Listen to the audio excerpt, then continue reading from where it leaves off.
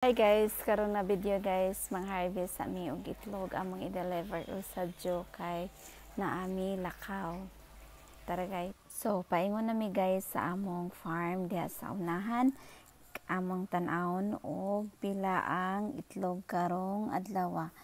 So, ayan, makita nato siya guys na kana siyang gamay na baybay na mao na ang akong itlogan. So, ayan, ato nang abrihan guys. Uy, tuwa naman day nabili, tuwa naman day na una usa. Nang harvest na day ang akong pares. So yan, kay iyan naman gisugdan og harvest. Ako na lang ipakita ninyo guys, o kaning among manukan diri sa Pingkit.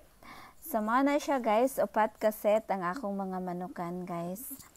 Bali, ang ma-harvest na mo ani tag-upat rapod ka tray. Ang among mga manok bali 177 tanan. Unja ang among ma-harvest na ara sa 120, 130, moabot pod og 140 kapin. So dili magkapareho ang pagpangitlog nila.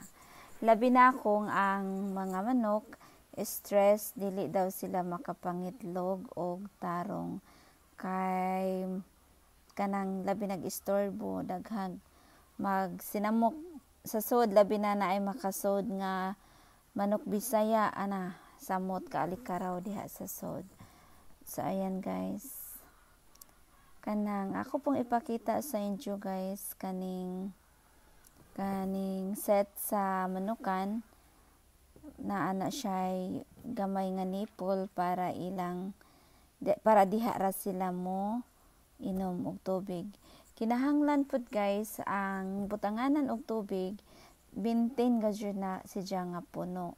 Kay pag once na makalimtan nato pag butang ang tubig, so mosamot sila og kaludya, maapektuhan pud ang ilang pagpangitlog. So, ayan guys, manana siya. So, napod siya kanang tubo. Mara na siya, kauban na siya sa pagpalit nimo. Bali, set na dyan na ang pag-deliver. So, bali sa isa ka cage na ay upat ka manok sulod. Nya ang uban, dili na siya tag-upat jud kay dili na sila kompleto nga tag-upat. Kay bawas na sila kay ang uban nga matay pod, ang uban nga sakit na yan. Kana siya nagludya po na di na makatindog ng manuka. So ayan, very sensitive sila guys. Kay kinahanglan na nimo sila maintain ang vitamins para dili sila magkasakit pariwa ng sipon. Unja og mapaakan pud sila lamok, mapiktuhan gyapon sila kay magludya man na sila. So, apikto pod ang ilang pagpangitlog. So, bali, sa usaday kaset ana guys, na ay 48 heads. Kay upat-upat na siya kada kanang kwadro-kwadro. So, ayun na guys, no? Nang ipakita sa inyo tanan ang akong itlogan dire. So, dili po ni ako tanan guys na apod ko share ani sa uban sa pika sa side sa akong banas. Ayan guys, sumanan ako gipakita tanan no, upat na sila kaset.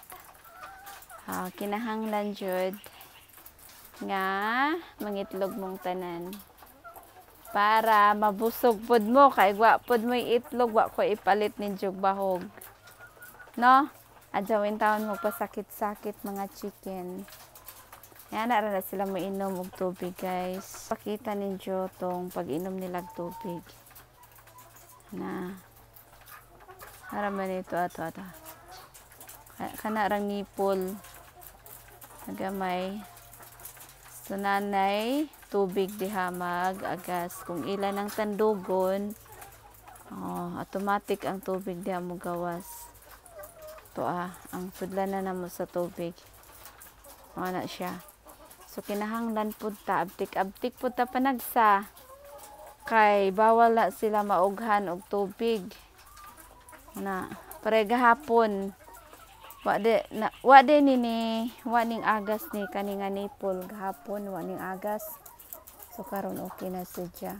So natingara man ko pagabuntag kay wa naman sila kaadyo mo kaon. So akong gi-check ang kaninga nipol kay sa mga sa bahog nga akong gihatag wa jud sila ning tuktok in ko hala na unsa na pud ning mga manuka nang giludya na pud.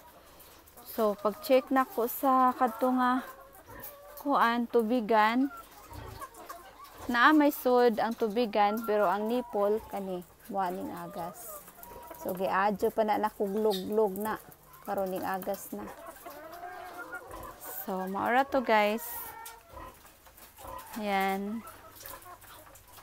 So karon guys, cleaning time na pud ta pagkahuman na to mang harvest.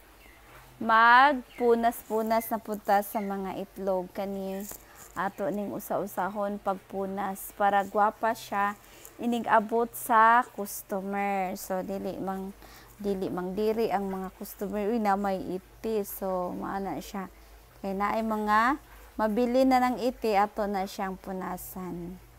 So mao na di ay ni siya guys sa 2 days na akong harvest. Na-stock na siya 2 days na kay gahapon wa mi ka deliver kay diha may importanteng lakaw sa pintuyan. So maora to guys, daghang salamat sa inyong pagtan-aw sa akong vlog. God bless you. Bye bye.